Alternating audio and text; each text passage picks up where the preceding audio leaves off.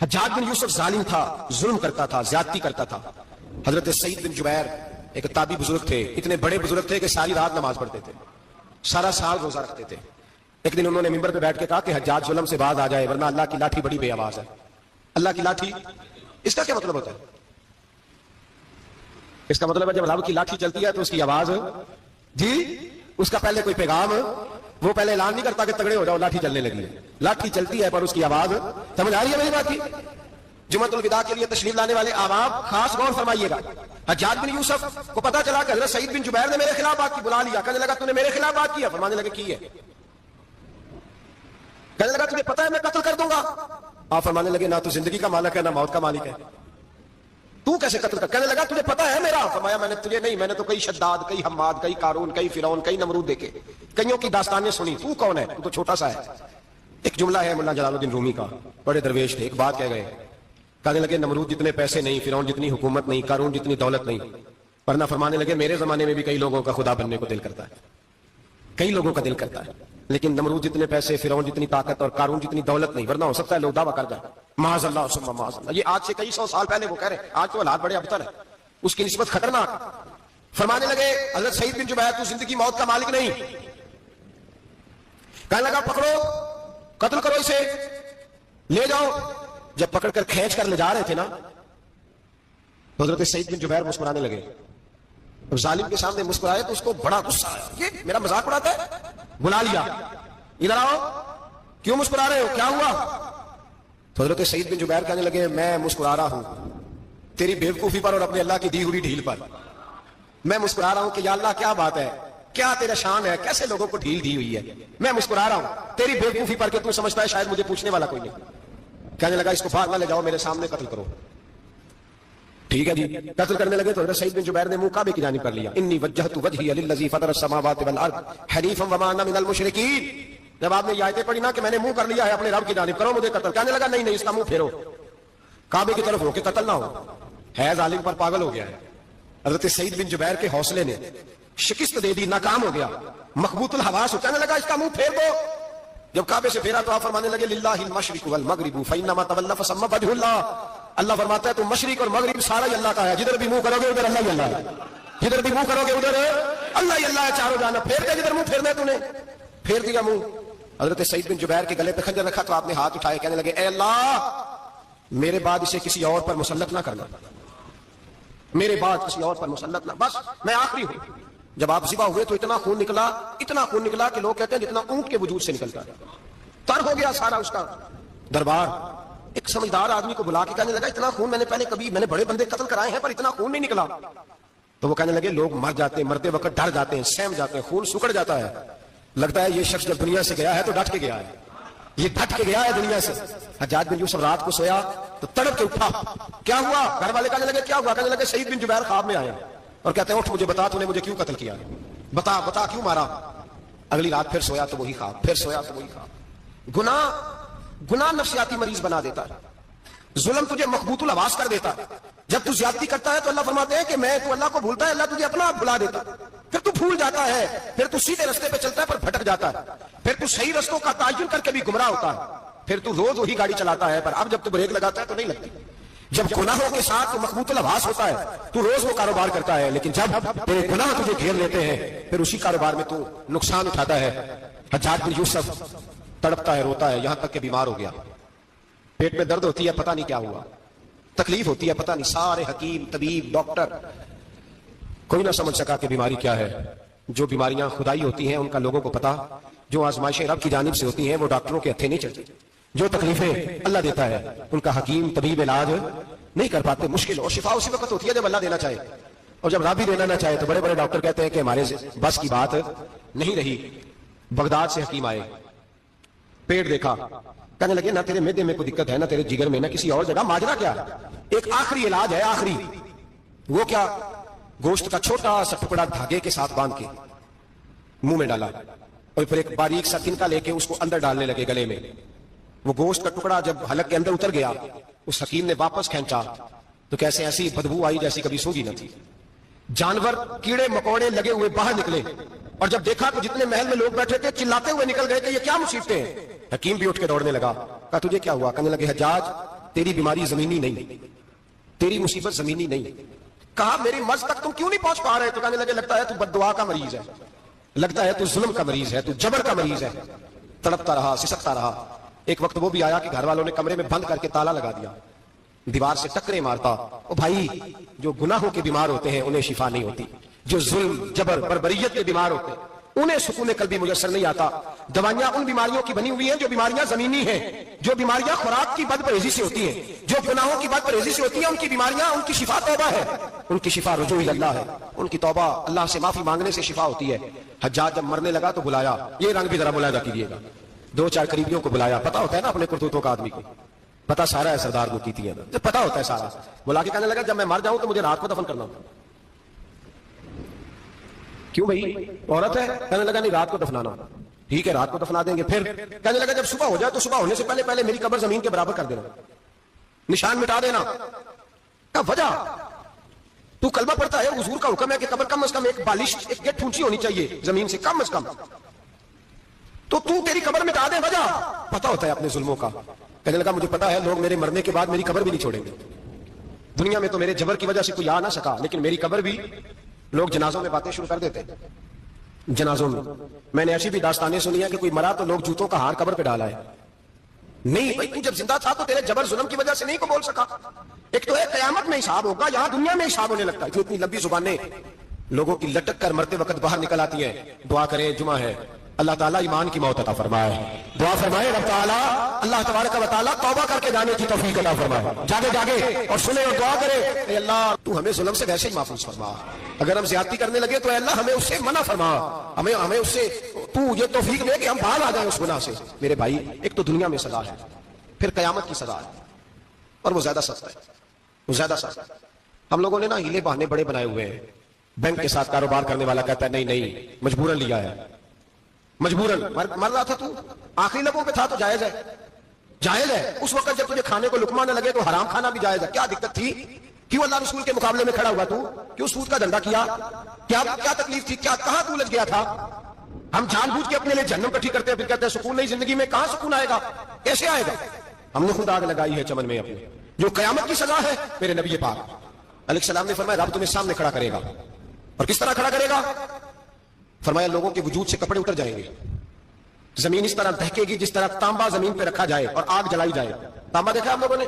یہ بھی گرمی گزری ہے نا، تو فرش پر جب سورج پڑتا تھا تو ننگے پاؤں چلا نہیں جاتا تھا. صحیح کہہ رہا ہوں؟ ننگے پاؤں، بچے کا پیر زمین پہ لگتا تو چیخ اٹھتے، کہتے وہ جل گیا پیر. حالانکہ یہ فرش دنیا کے. اور اگر تانبے کے اندر خاصیت ہے کہ اگر کوئی دھات جلدی اور زیادہ گرم ہوتی ہے تو وہ تانبا ہے. میرے نبی نے مثال دی تو اس کی ری جو سخت تھا، فرمایا تانبے کی طرح زمین تپائی جائے گی اور پھر ننگے پاؤں رب تمہیں کھڑا کرے گا. آج سورج کی پشت تمہاری جانب ہے، قیامت میں منہ تمہاری جانب ہوگا. نیزہ آپ نے دیکھا ہوگا، نیزہ ہوتا تھا. فرمایا یہ جو تم نیزے دیکھتے ہو صرف 1.25 نیزے کے برابر سورج قریب آ جائے گا اور پھر اللہ تمہیں سامنے کھڑا کر کے تم سے سوال جواب کرے گا. اور حضور نے کہہ دیا ہے تو اب کسی نعت خواہ کے کہنے سے بات بدل سکتی، کسی پیر کے کہنے سے جملہ بدل سکتا، کسی خطیب کے کہنے سے فکر نہ کرنا، وہ سامنے جنت پڑی ہے. اب بات بدل سکتی.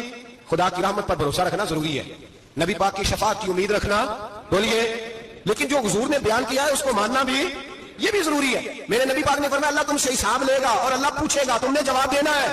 حضور کس شے کا؟ فرمایا جو پہنتے ہو اس کا جواب نہیں دینا، جو کھاتے ہو اس کا جواب نہیں دینا، جو اللہ کے راستے میں دیتے ہو اس کا جواب، باقی ہر شے کا جواب دینا ہے. ادھر جو پلاٹ ہے اس کا بھی جواب دینا ہے، اور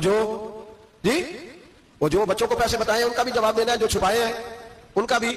ثم لتسألن یومئذ عن النعیم. جو کمیٹی اپنے محلے میں ڈالی ہے اس کا بھی جواب دینا ہے، جو سسرال کے علاقے میں ابا جی سے چوری ڈالی ہوئی ہے اس کا جواب بھی، سب کا جواب دینا ہے. تمام حساب کتاب. اور اللہ فرماتے ہیں میں سامنے کھڑا کر کے ہر سوال کا تجھے جواب، تجھے ہر سوال کا جواب صاحب. اچھا یہ جو بڑے لوگ تھے وہ حساب سے ڈرتے تھے، ہم چھوٹے لوگ ہیں ہم حساب سے ہم نہیں ڈرتے، ہم کہتے ہیں دیکھی جائے گی. بڑے لوگ جو تھے وہ حساب سے. حضرت ابوبکر صدیق دعا کرایا کرتے تھے، دعا کرو اللہ مجھ سے حساب نہ پوچھے. حضرت عمر فاروق رضی اللہ تعالیٰ عنہ اپنے بیٹے سے کہتے تھے بیٹا اپنے باپ کے لیے رحمت کی دعا کرنا، میں درگزر والا ہوں، میں حساب والا کوئی نہیں. بڑے لوگ ڈرتے تھے، بڑے لوگ. حضرت عثمان غنی قبر پہ کھڑے ہوتے تھے تو داڑھی آنسوؤں سے بھیگ جاتی. غلام کہتے ہیں حضور 3 دفعہ نبی پاک نے آپ کو جنت کی بشارت دی ہے، 3 دفعہ بشارت دی ہے، تو آپ کیوں اتنا روتے ہیں؟ عثمان غنی فرماتے جس رسول نے مجھے جنتی کہا ہے اسی محبوب نے مجھے فرمایا تھا عثمان قبر آخرت کی منزلوں میں سے پہلی منزل ہے. اور آپ فرماتے میرے تو کمرے میں دیا گل ہو جائے تو مجھے ڈر لگتا ہے، اس میں تو مکمل اندھیرا ہے. آپ فرماتے کھڑکیاں بند ہو تو دم گھٹنے لگتا ہے، اس کو تو دروازہ کوئی نہیں، روشن دان تک نہیں۔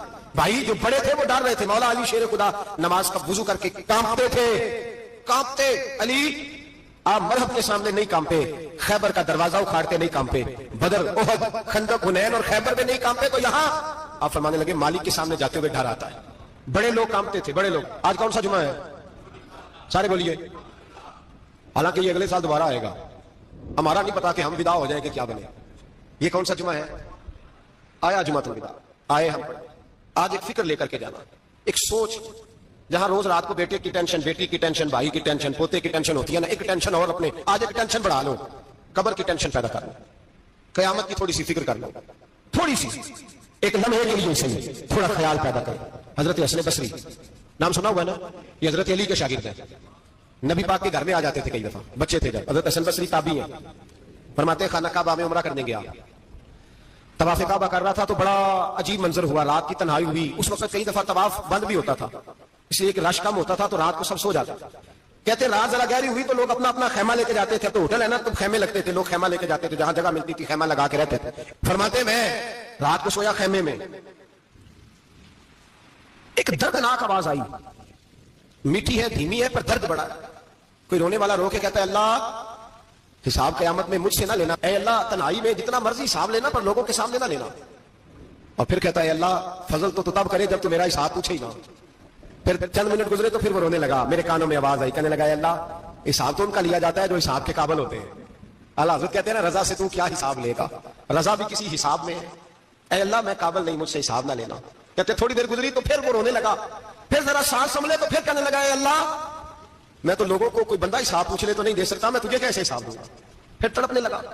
کہتے تھوڑی دیر گزری تو پھر ایک لفظ انہوں نے کہے رونے والے نے، کہنے لگے اللہ دیکھ تیرے محبوب کا فرمان ہے جو معافی مانگے تو اسے معاف کر دیا کرتا ہے، اے اللہ میں معافی مانگنے آیا ہوں اور مسجد نہیں آیا، میں کعبۃ اللہ ہی آ گیا ہوں۔ کہتے وہ اتنا روئے کہ چیخ آئی ان کی، اور جب دھڑام سے کوئی زمین پہ گرا تو میں پریشان ہوا کہ اب تو بے ہوش ہو گیا۔ فرماتے ہیں میں زور سے اٹھا فٹافٹ اور اس شخص کی طرف بڑھا، میرے دل میں خیال ہے کوئی گناہگار ہے بیچارہ، تو چلو میں بھی دعا کرتا ہوں، اس کو کہتا ہوں بیٹے فکر نہ کر اللہ تیری مدد کرے گا۔ فرماتے میں گیا اس نیت کے ساتھ کہ میں کہوں گا چلو اٹھو تم بھی دعا کرو میں بھی کرتا ہوں، اللہ ہم سے حساب نہ پوچھے۔ کہتے میں گیا تو وہ شخصیت بے ہوش پڑی تھی، کالے سیاہ بال ان کے چہرے پہ بکھرے ہوئے تھے۔ کہتے لوگو جب میں نے زلفیں ہٹائیں چہرے سے تو میرا وجود کانپنے لگا آسمان ٹوٹ پڑے گا، زمین پھٹ جائے گی، ستارے بکھر جائیں گے، آگ بہ جائیں گے سمندر۔ فرماتے ہیں میری چیخیں نکل گئی، یہ کوئی گناہگار تو نہیں، یہ تو حضرت فاطمہ کے پوتے امام زین العابدین ہے، یہ تو امام حسین کا وہ بیٹا ہے جو کربلا میں تنہا بچے تھے۔ فرماتے ہیں میں امام کا چہرہ دیکھا تو بھاگ کے آیا اور میں نے اپنی داڑھی ان کے پیروں کے ساتھ مس کی اور میں نے کہا حضور اٹھیے۔ امام اٹھے تو میں نے کہا شہزادے تیرے تو اشارے سے اللہ کئی گناہگاروں کو بخشے گا، تیری تو دعا سے اللہ بخشے گا، یہ کیا کر رہے ہو؟ امام زین العابدین کہنے لگے حسن بصری ادھر آ یار، ادھر آؤ بزرگو میرے دادا کے پاس رہنے والے ہو، میں نے نا آج ہی سنا ہے کہ اس کا عذاب بڑا سخت ہے، آؤ میرے لیے دعا کرو اللہ پاک مجھ سے حساب نہ پوچھے۔ کہا حضور نہ کریں۔ اب فرمانے لگے تجھے نہیں پتا کچھ چیزیں ایسی ہیں کہ رب نے اگر حساب پوچھا تو میں واقعی جواب نہیں دے پاؤں گا، چل کر میرے لیے دعا۔ کہتے میں نے ہاتھ باندھے حضور میں نہیں کرتا، اٹھا کہ فرماتے میں نے ہاتھ اٹھائے، میں نے کہا اللہ تیرے رسول کا شہزادہ ہے، یہ تیرے رسول کا شہزادہ یہ کہہ رہا ہے تو فضل کر۔ وہ بھائی جو بڑے تھے وہ تو تڑپتے تھے، سسکتے تھے۔ ابو علی ہیٹی کہتے خانہ کعبہ میں پتھر پہ سر رگڑ رگڑ کے کوئی بوڑھا کہہ رہا تھا اے اللہ اول تو حساب نہ لینا اور اگر لینا تو مجھے اندھا کر کے اٹھانا، میں تیرے نیک بندوں کے سامنے شرمندہ نہیں۔ اقبال رو پڑے، اقبال کچھ لوگوں نے لکھا ہے یہ آخری ربائی ہے ڈاکٹر اقبال کی، آخری، اس کے بعد شاید اس نے کلام نے کچھ سیرت نگاروں کا خیال ہے۔ اقبال مدینے کی طرف منہ کر کے کہنے لگے تو غنی ازہر دو عالم من فقیر، اللہ تو غنی ہے میں تو فقیر ہوں، روز محشر عذر ہائے من پذیر، اے اللہ اول تو میرا کوئی عذر قبول کر لینا محشر کے دن، اور اگر نہ کرنا ہوا اگر تمہیں بینم حسابم نہ گزیر، اگر ضرور ہی میرا حساب لینا ہے اے اللہ، اگر تو نے ضرور لینا ہے اے اللہ، اگر ضرور ہی لینا حساب اول تو میرا عذر مان لینا، میری کمزوری پہ رحم کرنا اے اللہ، میرے بڑھاپے پر میری کمزوری پر رحم کرنا، اگر ضرور حساب لینا ہے از نگاہ مصطفیٰ پنہا بگیر، تو اے اللہ ذرا حضور کی نگاہوں سے اوجھل کر کے لینا، اے اللہ مجھے شرم آئے گی، میرے مصطفیٰ کریم فرمائیں گے میں تو تجھے ہر بات سمجھا کے آیا، ایک جگہ تیری رہنمائی کر کے آیا، تو کیسے عمل کا ذرا اوجھل کر کے از نگاہ مصطفیٰ پنہا بگیر، ذرا حضور کی آنکھوں سے اوجھل کر کے سائڈ پہ کر کے لینا، میں برداشت نہیں کر پاؤں گا۔ حضرت ابو علی ایتی کہتے ہیں بابے نے سر رکھا ہوا ہے اور کہتے ہیں اللہ مجھے اندھا کر کے اٹھانا، فرماتے میں گیا, میں نے کہا چلو میں دعا کرتا ہوں جا کے. فرماتے جب میں نے جا کے بزرگوں کی کمر پہ ہاتھ رکھا, ان کا چہرہ دیکھا تو یہ کوئی گناہگار تو نہیں, یہ تو بغداد کے پیر عبد القادر جیلانی ہے, یہ تو محبوب سبحانی غوث سمدانی ہے, یہ تو وہ شخص ہے جو قدم لگائے تو اللہ ولایت عطا کرتا ہے. جو بڑے تھے وہ ڈر رہے تھے. معین الملت والدین, عطائے رسول, ہند الولی, غریب نواز حضرت خواجہ معین الدین اجمیری رحمت اللہ علیہ, خواجہ قطب الدین بختیار کاکی کو تنہائی میں بلا کے کہنے لگے معین الدین سید زادہ ہے, معین الدین حضور کے خاندان میں پیدا ہوا ہے, معین الدین سے اس کے پیر کو بڑی امیدیں تھیں, معین الدین کو رسول پاک نے ہندوستان بھیجا تھا, پر قطب الدین یار معین الدین تبلیغ کا حق نہیں ادا کر سکا. حضرت خواجہ قطب الدین کہنے لگے حضور 90 لاکھ تو مسلمان کر دیے, اور کیا حق تھا؟ فرمایا نہیں, جب تو تہجد کی نماز پڑھے نا بیٹا اپنے لیے دعا مانگنا تو خدا سے کہنا مولا میرے پیر کی کوتاہیاں معاف کر. وہ جس اعزاز کا تھا وہ کام نہیں کر سکتا, جو بڑے تھے ان کی تو باتیں بڑی تھی. یہ جو ہم چھوٹے آئے ہیں نا نئے, ٹکٹیں دیتے پھرتے ہیں, ٹکٹیں, بے نمازی جاہل ان پڑھ کی ٹکٹیں بانٹتا ہے لوگوں کو, تو بھی بخشا ہے تو بھی بخشا ہے. وہ 90 لاکھ لوگوں کو رائے حق پر لگا کے بھی کہتے تھے نہیں حق تو یہ ہے کہ حق ادا نہ ہوا, حق تو یہ ہے کہ حق کوئی شے پلے نہیں, ڈٹا ہوا کھڑا ہے مسلمان, ڈٹا ہوا. یہ حساب سنے. کسی نے حضرت ابو ہریرہ سے کہا کہ کوئی ایسی حدیث سناؤ جو آپ کو بھی بڑی محبوب ہو. حضرت ابو ہریرہ نے چیخ ماری, رونے لگے اور بے ہوش ہو گئے. پھر ہلایا, پانی پلایا, اٹھے, کہا حضور بات کی تھی حدیث سنائے, پھر رونے لگے.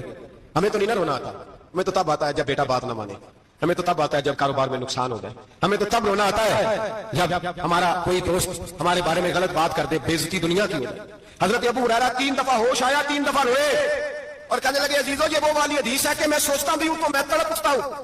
کہا کون سی حدیث؟ تو حضرت ابو ہریرہ کہنے لگے میں نے نبی پاک سے سنا ہے قیامت میں سب سے پہلے علماء کا حساب ہوگا, سب سے پہلے علماء کا.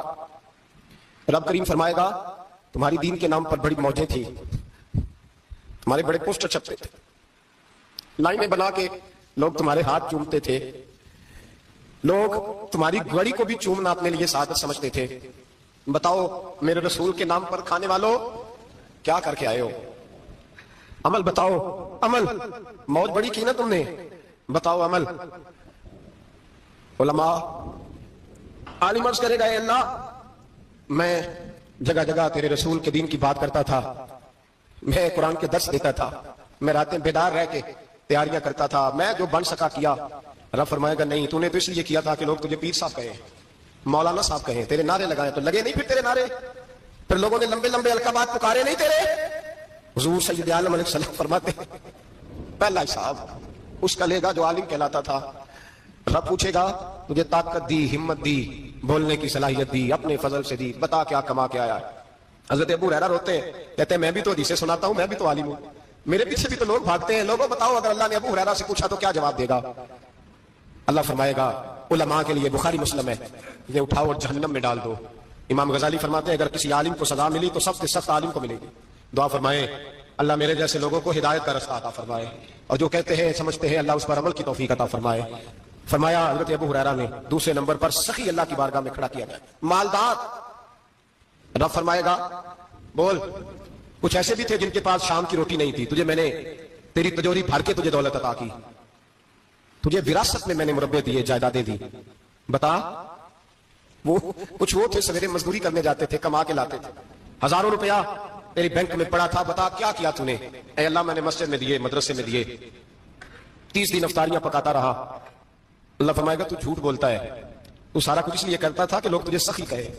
ہاں ہاں تیرا اعلان ہوا مسجد میں, لوگوں نے کہا وہ دیکھو کتنے پیسے دیا ہے, اس کا وہ دیکھو نام لکھا ہوا ہے ہسپتال کے کونے میں کہ یہ والا بلاک فلاں سیٹ صاحب نے بنایا, یہ دیکھو لکھا ہوا ہے کہ یہ کمرہ مدرسے کا اس نے بنایا, تو لکھ دیا گیا, نعرے لگ گیا, کیا دوڑ جا. اللہ جہنم میں پھینک دے گا. فرمایا پھر شہید کھڑا کیا جائے گا. ہاں بھائی تجھے طاقت دی, ہمت دی, بتا کہاں خرچ کی, کہاں؟ اے اللہ شہید ہی ہو گیا. فرمایا وہ تو اس لیے ہوا تھا کہ لوگ تجھے شہید کہیں, بہادر کہیں, تیرے نام پہ روڈ کا نام رکھا جائے, تمغائے حسن کارکردگی ملے سو مل گیا. میرے لیے بتا کیا کر کے آیا ہے, میرے لیے. اسے اٹھاؤ اور جہنم میں پھینک دو. بھائیو عذاب کڑا ہے, عذاب سخت ہے, حساب سخت ہے, اور جو حساب لینے والا ہے اس کو. میں نا تراویح ہو رہی تھی تو قاری صاحب نے ایک سورہ یاسین شروع کی, وَامْتَازُوا الْيَوْمَ أَيُّهَا الْمُجْرِمُونَ. اللہ فرماتا ہے قیامت میں کہوں گا مجرم جو ہے نا وہ صفوں سے باہر آ گئے, صفوں سے باہر آ گئے. ایک ہمارے فزکس کے ٹیچر ہوتے تھے تو بڑی سخت چھڑی مارتے تھے. تو جب وہ قد بھی بڑا تھا, جلال بھی بڑا تھا, اور اصول بڑے اچھے انسان تھے لیکن سخت تھے, تو مجھے یاد آتا تھا کہ جب وہ سویرے آ کے کہتے جس نے کام نہیں لکھا وہ باہر نکل آئے. دو قسم کی چوٹ لگتی تھی. ایک تو خیال یہ آتا تھا کہ شرمندگی بڑی ہوگی کہ سارے اسٹوڈنٹ بیٹھے ہیں اور 2 3 4 ان کو کہا مرغے بن جاؤ, بڑی شرم آتی تھی. اور پھر جب وہ مارتے تھے اتنا سخت مارتے تھے کہ کئی کئی دن تکلیف رہتی تھی, بتایا نہیں جاتا تھا. وہ اسٹوڈنٹ بتاتے تھے یار اس سے بچو کسی بھی طریقے, اور کسی کا کام رہ بھی جاتا تھا کہتے تھے اس پیریڈ کی ڈیوٹی سبق یاد کر کے آنا ہے. سخت ٹیچر کے بارے میں تیرا میرا یہ رویہ ہے. تو یاد آ رہا تھا جب وہ کہہ رہے تھے نا وَامْتَازُوا الْيَوْمَ أَيُّهَا الْمُجْرِمُونَ, تو میں صف میں کھڑا تھا تو 2 قطرے میرے بہہ گئے آنسو کے. مجھے ساتھ بچہ کہنے لگا طبیعت ٹھیک ہے. میں نے کہا طبیعت تو ٹھیک ہے, کچھ یاد آ گیا ہے کہ میدان محشر میں یہاں تو چھپے ہوئے ہیں نا عیب, چھپے ہوئے, اور بھائی رب بڑا کریم ہے, عیبوں کے باوجود نوازتا ہے. میرا دعویٰ یہ ہے اگر ہمارے عیب کھل جائیں, لوگ ہمیں دھرتی پہ جینے نہ دیں, لوگ جینے نہ دیں, نکال دیں, اپنے بھی ہمیں برداشت نہ کریں, یہ تو اس کا کرم ہے. پتہ سارا ہے سردار مکیتیاں دا, پردہ چپایا ہی تیرا بھلا اسی. وَامْتَازُوا الْيَوْمَ أَيُّهَا الْمُجْرِمُونَ, اللہ فرمائے گا مجرم باہر آ جا. یا اللہ کیا ہوگا جب سوال جواب ہوں گے؟ تو رب فرماتا ہے تیری زبان پہ مور لگا کے بند کر دوں گا, تیرے ہاتھ بولیں گے, پیر بولیں گے, سر بولے گا, پیٹ بولے گا. اس وقت کی فکر پیدا کرے, ٹینشن پیدا کرے. وقوع قیامت حق ہے. اور باندھ کے نا لوگ پیر باندھ کے زور کے ساتھ باندھتے. سگا بیٹا جب قبر میں دفن کرتا ہے نا تو وہ بھی کہتا ہے وہ کونا, یہ کونا تھوڑا سا مٹی کم ہے, یہاں بھی مٹی ڈالو. پہلے لوگ روزانہ جاتے ہیں, پھر ہفتے کے بعد, پھر مہینوں بیت جاتے ہیں. کچھ قبریں ایسی بھی ہیں جن پہ کھڑے ہوں تو لگتا ہے قبریں رو رہی ہیں اور کہتی ہیں جاؤ میرے گھر والوں سے جا کے کہو کوئی پھیرا ہی لگا جائے. ایک دفعہ آئے تو صحیح, کوئی مٹی نہیں ڈالتا. بادشاہوں کی قبریں روتی ہیں, سرمایہ داروں کی قبریں روتی ہیں, کوئی جاتا نہیں.